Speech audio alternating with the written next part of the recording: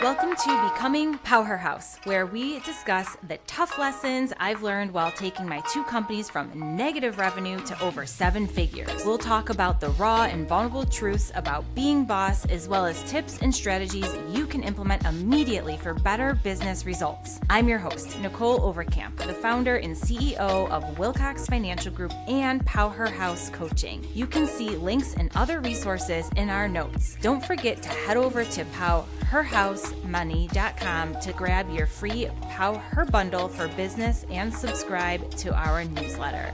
Now, let's dive in to today's episode.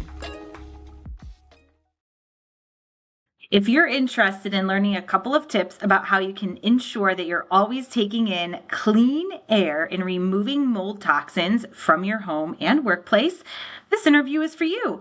And we're going to share really incredible ways where you can cultivate an extraordinary culture for a team who wants to remain with your company forever and leveraging their own unique gifts. Our next guest on the podcast is Maxine, who is the founder and CEO of Dry Tech 24/7, and she is the visionary entrepreneur behind the Tough Love department. She was born in Dallas from a Colombian family and raised in Miami, Florida, and her multicultural experience is the driving force behind the Tough Love department, another coaching company that she runs. Originally, she pursued a bachelor's degree in neuroscience with aspirations of becoming an orthopedic surgeon. However, after completing her associate's degree in biology, she realized that her calling was to make a difference on a much larger scale, which inspired her to follow her calling and become an entrepreneur, ultimately leading to the creation of the Tough Love department. She finds inspiration in the great outdoors, I hear you, sister, and frequently engaging in activities like free diving, hunting, fishing, and yoga. She's so committed to her local community and actively serves on a variety of boards, and she is currently actively seeking immigration reform. This interview is full of insights. Tune in and I chat with Maxine. All right, PowHERhouse fam. So we finally have Maxine here for the interview, and I'm excited for this chat, as I am, of course, all of the chats. I never want to make anyone feel bad when I say that, but I just love your story, Maxine, and when we had our initial conversation and where you started your journey and your path and where you are now.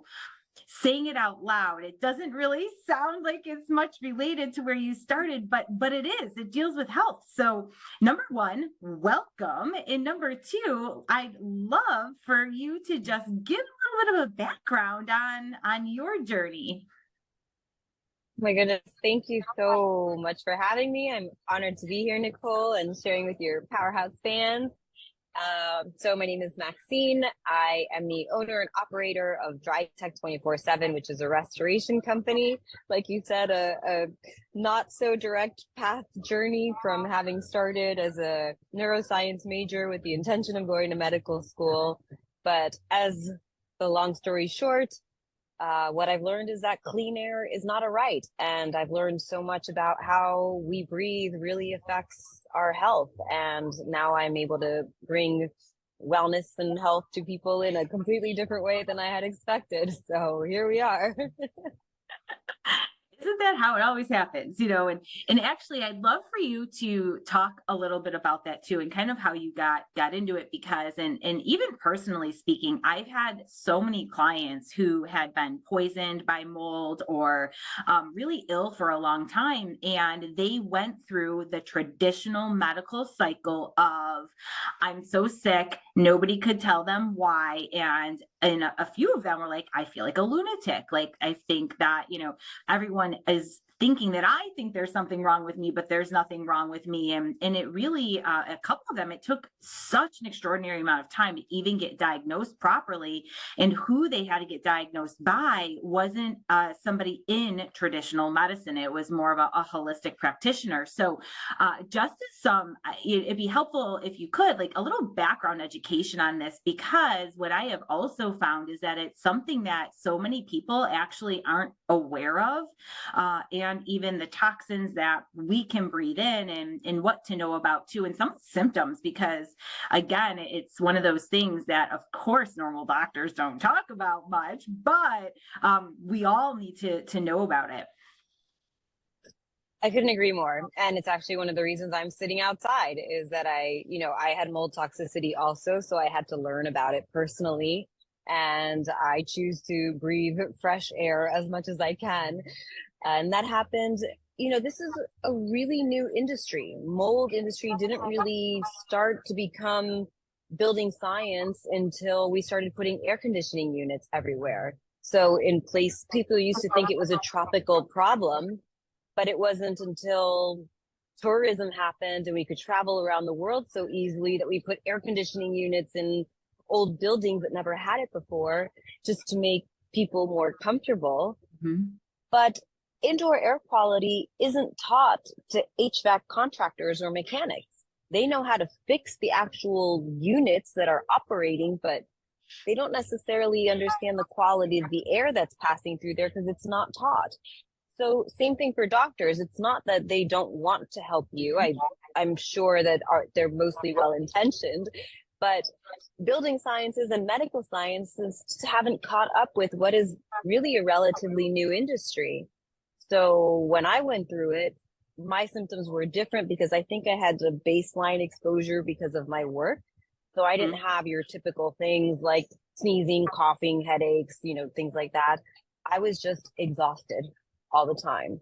And it was COVID. So there was, I was like, oh, maybe I had COVID, or maybe I'm sad, or I'm just not getting out, or all of these things. And I went to my doctor and got blood work, and they tested for everything, or so I thought.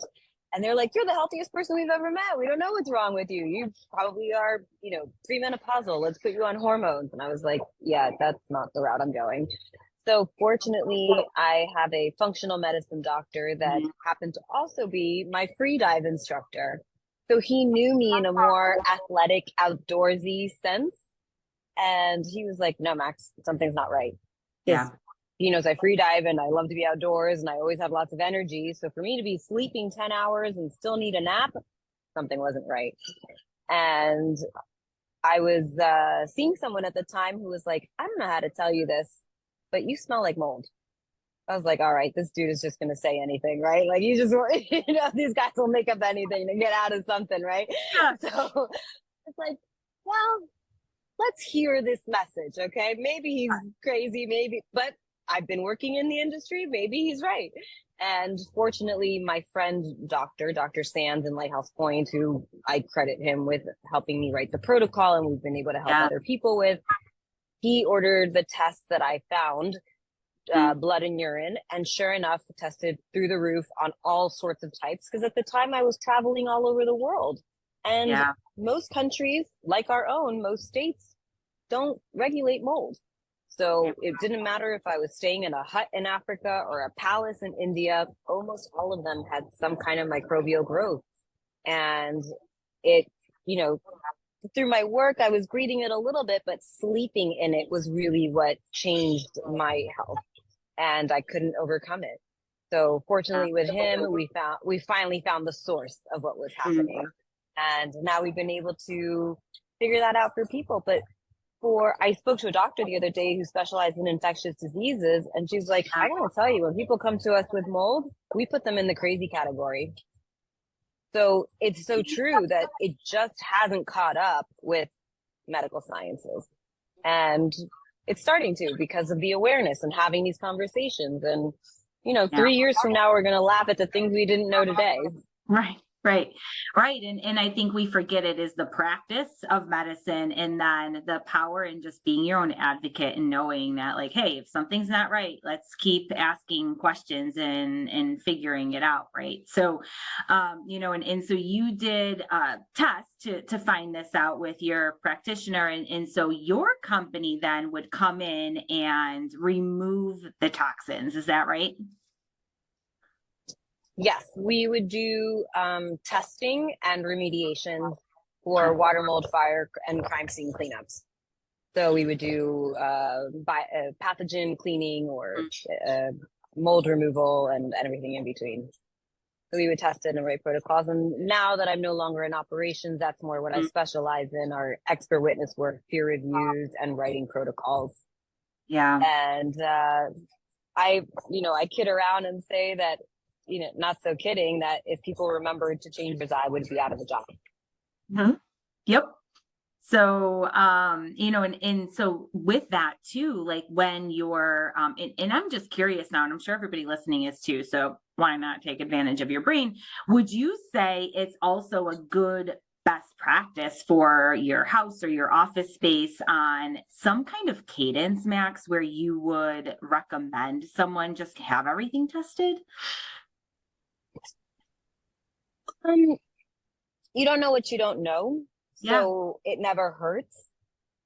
But there are certain things that you could look for before having to do testing. Yeah. And if you get a mold inspection, it doesn't cover everything. So just because you get a mold inspection doesn't cover bacteria, it doesn't cover pet dander, it doesn't cover dirt. So if you've never changed your air filter or cleaned your air ducts, you might not have mold, but you may have a lot of other allergens circulating in there Yeah. that could be causing symptoms too. There's a great book called How We Got to Now, and it talks Mhm. about how we really only learned to wash our hands like 100 years ago. Like, like babies were dying because doctors didn't wash their hands. You had to Yeah. convince people to take a bath, you know? Yeah. So we underestimate what we accomplish in a year, and overestimate what we accomplish in a Yeah. year and underestimate what we accomplish in 10. And what the sciences, because of the advanced technology, are really growing so fast that we're learning so much so quickly, and we get frustrated at what we take for granted. Like, what do you mean this doctor doesn't know? Well, nobody knows. It's an entirely new industry. And so we're all learning together. We just need to have a little patience and understand that there is a science behind. There's a reason we do spring cleaning, Mhm. right? Like it's been an old wives' tale for a reason. Yeah. there's myth and legend and practicality behind it. Noted on calendar. So yeah, so Um, I would say if this is something of concern, if you're having symptoms that you're not really sure about, you may want to do a few things, which I always recommend, is doing a perimeter walkthrough of the exterior and interior of your home. Look around to see if on the outside is your sprinkler system pointing at your windows. Do you have cracks in your foundation or in your plaster? Your doors, are they closing well enough? Are they sealed properly? Do you have any leaks that have been neglected? Are there plants that are growing and touching the roof so that animals can be getting in there? Because critters climb in through trees and then they make holes in things, and then moisture and humidity gets in. And then on the inside, are your linen closets stacked to the brim so that there's no circulation? Because wherever you have accumulation of things, it means that there's no air movement. And if there's no air movement, then you're gonna have a pileup of dust or allergens or things that accumulate, and mold won't grow on clean surfaces. So if you have dust piling up and then humidity kicks up, mold will start growing there very quickly. So if you start smelling that musky smell, it's usually an indicator that there's something to investigate. yeah, that's good to know. And I think it's also stuff that we don't always think about or consider. At least I know, especially where, I'm in Buffalo, New York. And so our doors and windows are closed almost most of the year. And so we're not always getting as much fresh air. And then for those of us who hibernate in the wintertime, too, we're all inside to some degree. And so good tips. I actually always do like a midwinter clean too, because I feel like everything just to like get so dusty, even when you feel like you're cleaning regularly because of all the heat that's forced through, all the time with us up north or anywhere that is a little bit colder. So cool. I didn't mean to digress like that, but whatever. It's helpful information to know. So thank you. Sure. Well, And it's funny you say that because yeah, in the north, you guys have the opposite problem from us in Florida and in the tropics, right? You guys right. get the cold and you're sealed up. But you're exactly right. If you are living in a building envelope that is completely sealed all of the time, you're not getting the right exchange of healthy air. You you're breathing recirculated air all of the time. So there's another great book called Never Home Alone, and it talks about people that have tested different houses all over the world and how the more sterilized we make our home, and you think that you're breathing clean air just because your air ducts are cleaned, you're also not letting in all of the natural good stuff that you should be acclimated to. Like, you need to breathe air and you need to be in dirt and build your immune system. So people that go to the other extreme and become germaphobes are also taking it to another level where they're not letting their body build the right immune system, right? And then you don't have your natural defenses as well. Yeah. Yeah. So It's interesting it's you finding say the that. balance Yeah. of living in Right, of nature. course. Sometimes good, and it's funny because we talked about that actually after 2020, and everybody was indoors and hand sanitizing and bleaching the shit out of everything. And then and I'm typically a very healthy person. I'm never sick. And then when it felt like in my Sarah and I were talking about this, my COO, we felt like we got 100 colds in 2021 and 22, and it's just everybody's immune system got so suppressed because we didn't have anything coming in. It was remote, and then you're not actually seeing other people and kind of, this sounds gross, but like, right, exchanging those germs that help build it up. And so for us, we definitely felt that. And again, sounds There's gross, many but I'm reasons like, why I need, community yeah, is important. yeah, exactly. I'm like, I need to get back into the gym with other people's sweat. Yeah. To say that out loud, gross, but I also value not being sick. So, there's Absolutely. that, of course, too. But, in growing your company, I remember you took some really unique approaches to your team and your staffing and culture within your company and organization. And so I'd love for you to talk about that a little bit, because I think that I can say, for many of us, we are at this point where it feels like nobody wants to work. We definitely want to retain our A team. So how can we retain our A team to make sure that they love working with us, they don't go anywhere, and then recruit new people and really stand out in an industry sometimes, and I know especially yours, where it's not always easy to find labor to do the type of work that you do. Well, I think to your point, that's the distinction is nobody Mm-hmm. wants to work, but people want to serve. People want to feel productive and they want to live in their purpose and they want to be able to give back in a way that's fulfilling. So at the time, I was like, how do I motivate blue collar men to work at an hourly wage, cleaning up blood and brains and mold for a living, right? Sounds And I great. had been very fortunate and yeah, I know, sign me up, right? So I remembered that I had been put through StrengthsFinder by the company that I teach for many, many years ago. And I was like, that really spoke to me. Let's see what happens. And I didn't really know much about it, but I was like, let's try it.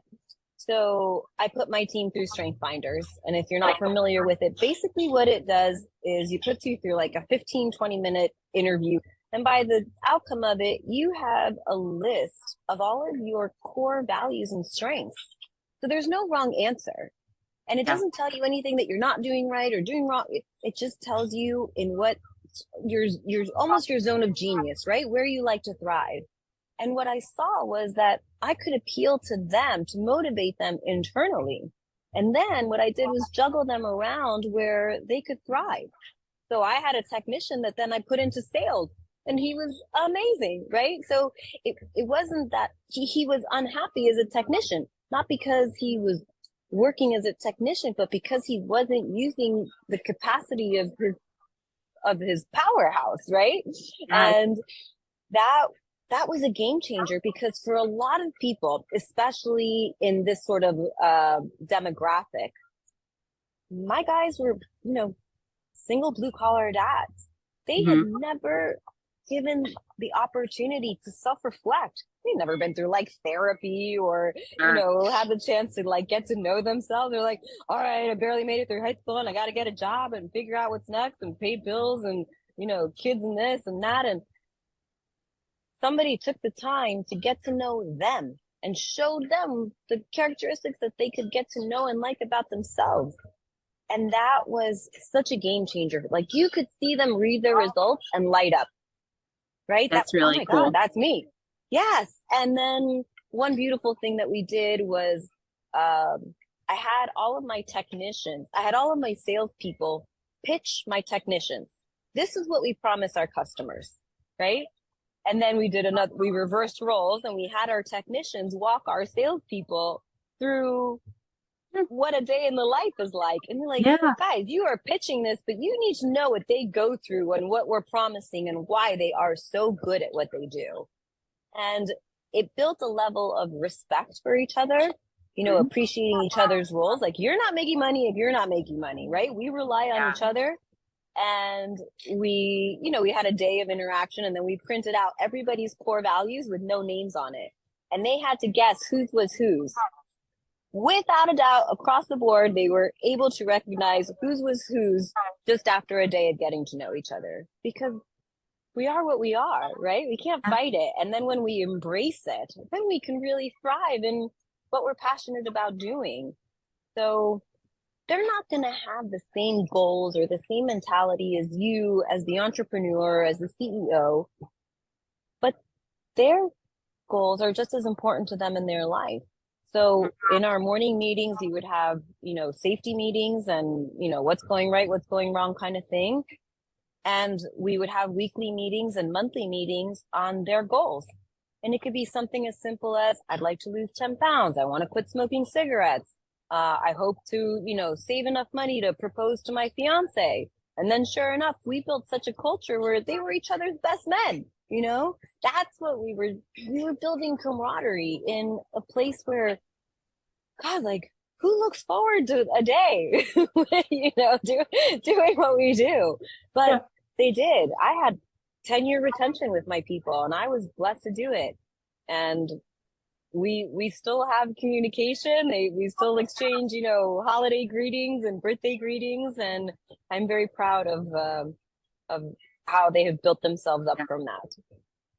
That's amazing. And I think there's so many different little points that you just made that are brilliant that I hope other entrepreneurs who are listening to this pause and take notes on that, because I think first, we forget how much people want to feel heard, but then also we don't realize that not everybody has the opportunity or tools to even understand what their strengths are and then feel good about capitalizing on them or helping with their confidence and somebody actually telling them that they're smart and good and worthy of something. And because as business owners often, and I find this, and I'm sure you have too, is like we are constantly bombarded with all the things that we can do for self-development, right? And bettering ourselves and education and coaching and organizations like EO or entrepreneurs organization, but our team doesn't always have those same opportunities or know that they exist. And so taking time to invest in them and going through something like that is huge. And we do something similar, and I'm actually looking at different types of tests right now, so I'm definitely going to check out StrengthsFinder, but we do it like a zone of genius chart, right? So similar, because I always want to make sure that our team is thriving in the parts that light them up, that they really love doing, so that even if we're working on something kind of like not so sexy part of the business, right? Of course, thankfully, we're not dealing with like any blood, guts, and that sort of thing. But most really uncomfortable conversations that they're fulfilled enough to that point that you made earlier about really loving the impact that they're making for whoever we're serving and working with. And then that team building component too, that you talked about, and taking a day or two and investing in that as well.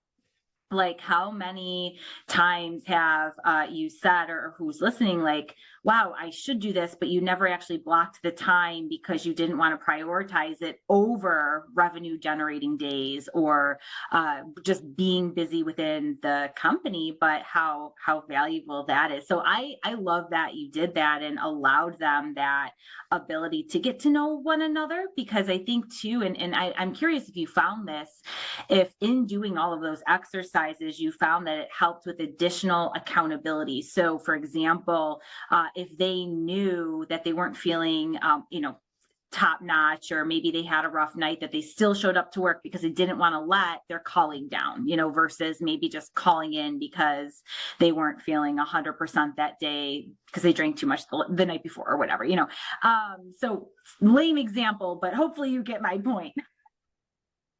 I get your point. And as entrepreneurs, we cognitively, we logically want the best for them, right? And we come back from some workshop and we're like, oh my God, I love this idea and I'm going to implement it. And so I came back one day and I was like, we're going to do a competition, and who does the most of this and who does the most. And I thought it was going to be great. And guess what? When we did our StrengthsFinders, none of them were competitive. That wasn't any of their, and competition is a strength if you're using it right, right? But none of them were competitive. One trait that they all had in common was achievement. And so one thing that they would do together on days that were not as busy was they would take a class together. They loved learning together. And then after that, I'd say, okay, we'll have an in-house luncheon and we'll grill, or we'll do whatever, or I'll order in or whatever. They love that. So even though I came with this brilliant idea of this great competition that I thought would be playful and fun, they were not interested at all. That did not appeal to them whatsoever. So when you're saying, like you said, the team building is, if you're not taking the time to get to know them and what appeals to them, it doesn't matter how brilliant your idea is, it's not going to get launched. Yeah. And that's why we would do in our safety meetings what's working, what's not working, because they were my frontline people. So I may know the best systems for operations, but if they got to work and they didn't have the right tool, they're not going to do their best job. Hey guys, what tool were you missing today? Hey Max, we could have used a hammer. Guess what? They had a hammer, right? Like I got them that hammer, because if that's what they needed, I was going to get it for them. So that comes with having those conversations. And in my experience, every time I would get frustrated, like I don't have the time to do this and we don't have the time to self-reflect, I would see a lull in the income. And then every time we would take a step back and like regroup and take an interest in them, everything would just take off again. Yeah, because they are motivated. And you're absolutely right that because as they got to know and like each other, there was a greater accountability. And we built a system of trust and communication between us that I wanted to know if they broke something before the client knew. I wanted to know if there was an injury before we had to, take him to a hospital. And on one occasion, we had one team guy that he found out his brother passed while he was on a site. And when they took their lunch break, he got drunk. He just wasn't with it. And they called me and they're like, hey, we're a little concerned about this one. I didn't get mad, right? I knew that they came to me rather than, I wasn't going to just say, listen, man, your brother died. Take the day off. This is not a good day for you. You certainly can't be drinking on my jobs. Like, right.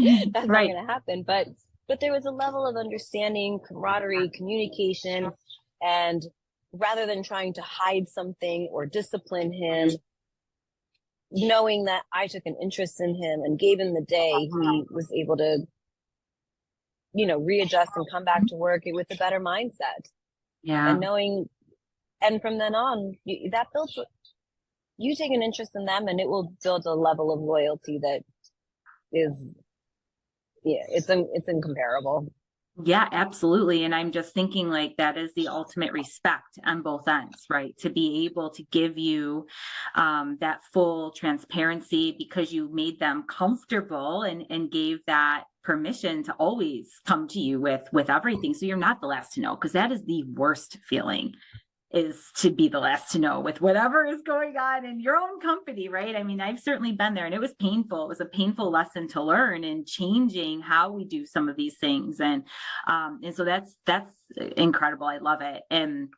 Uh, and even thinking too about the opportunities that you're giving them to deepen support of each other and knowing like, hey, this isn't your normal baseline, and they only knew that because of how they've been able to connect and pass with your leadership. So and when you had said too, and I just want to touch on this quickly because again, I think and hopefully I'm not alone here, but earlier on when I started my company, I hated taking time to work on the business. I hated it because it felt like I was taking away from like being in it and driving. And every time I felt stuck, my old me, right, I would work harder, but like it was the worst thing to do. I was just spinning my wheels versus taking a step back and that bird's eye overview of everything and really leaning in on your team and allowing them to speak up because they do see so many things that you don't see, or fresh ideas and perspective.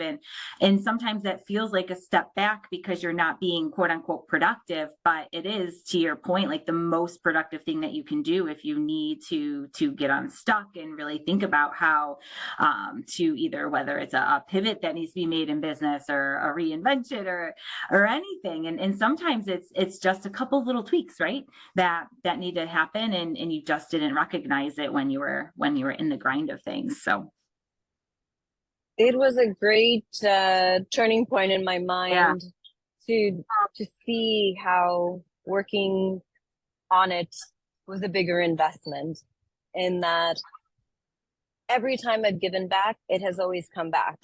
And I Yeah. like to use the example of breathing. People Mm, forget to breathe. We now, in this age and time, we are passive breathers. It is the cause of many, if not most, ailments in people's body.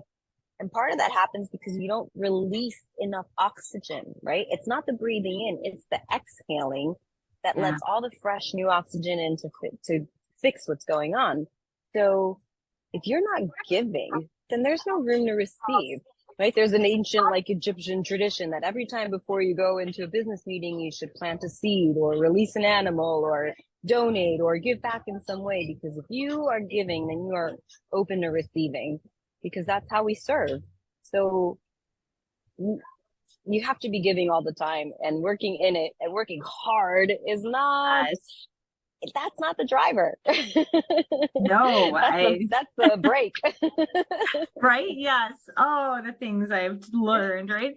But it's true, and you're so right. And so thank you for sharing that. I think that is just, it's so helpful, and it doesn't matter how long you're in business. Sometimes you just forget some of these critical components or basics. And so I hope that whoever's listening, Well, if like, we forget to breathe, about this. Yeah. we Well, forget a that's lot of just things. it. Yeah. We get busy and sometimes we complain, but we don't like pause to think about, okay, wait a minute, how can I fix this instead of just putting out fires every day? Like, what's the cause of these flames, right?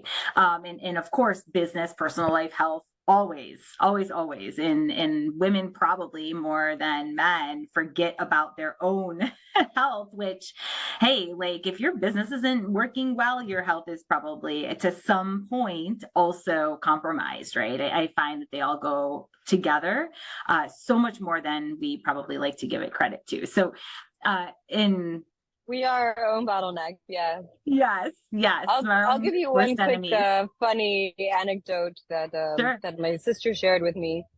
We didn't grow up with dogs, so I didn't really know anything about them. And as an adult, I got my first dog, and I would yell at her, "Do this, do that." I didn't know. And my sister one day said to me, "Dogs can hear when you whisper." Right? Like, it was such a total change in mindset. She was so much more happy to obey the command when I was kind and whispering to her, as opposed to be like, stop, do that, don't do that. I'm like, that was not. So knowing your people, knowing your audience, knowing who you're trying to train, you gotta speak their language. Yeah. And Yeah. it was a great learning point, because in all the years in this business, in doing catastrophic work, emergency services, like, Yeah. people didn't call me when they were having a good day, right? Their Right. ceiling fell, a body died, something was going on. I never raised my voice. There Yeah. was no reason to yell, right? I learned, I didn't know. I learned Right. how to appeal to them and how to communicate with them. And it really started with something so basic, like learning how to talk to my dog. We never know where these lessons are going to come from, right? Like, but it's funny when those It's so aha true. moments kick in. That is for sure, and everybody's motivated differently too. And again, like that was something that I had to learn as well, right? By just asking more questions. So thank you so much. And before we end, Maxine, is there anything that you want to share with the listeners about, I don't know, anything? I mean, freestyle, business, life, any last message? Um, I would just say that it's our responsibility to take our health into our own hands. Doctors, I think, like I said, are well intended and want to help, but a lot of sciences just haven't caught up. Mhm. So if you get in tune with yourself, get in tune with your body, don't forget to breathe, eat healthy foods. If you're concerned about certain symptoms, you can check out my mold exposure page. I've had great success really helping lots of people. And because of getting sick myself with mold and having to pivot my business and because of COVID and understanding our labor force, really what my passion is in now is part of immigration reform. Because when I first got started in construction, I had hired undocumented people and I built my business on their back. And when I couldn't insure them, that just killed me, because Yeah. I didn't know what I didn't know. And Yeah. so that's what I'm working on now, is figuring out an entry point to get people into the proper channels so that we can protect literally the people that build our country. And Yeah. um, yeah, so it's been a wonderful journey with lots of twists and turns, and I can't wait to see what's next. And if I can be a resource to any of your listeners, I'm happy to help. Thank you. I appreciate it, and the important work that you're doing, especially now with the immigration reform. I mean, we need as many boots on the ground helping with that as possible. And to your point, and to my powerhouses, you cannot function optimally without optimal health, and we owe it to ourselves to dig in and find out about that, and truly ask the questions so that we can thrive in every different area. And so, thank you so much for your time. And until next time, my powerhouses, continue to be courageous. Thanks so much for listening to Becoming PowHERhouse. You can find all of the links to our site and resources in the show notes.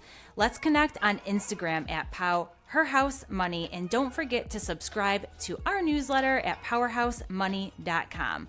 Remember, I want to connect with you. I want to hear your thoughts and help you with all the challenges you're having. So engage, send me a DM.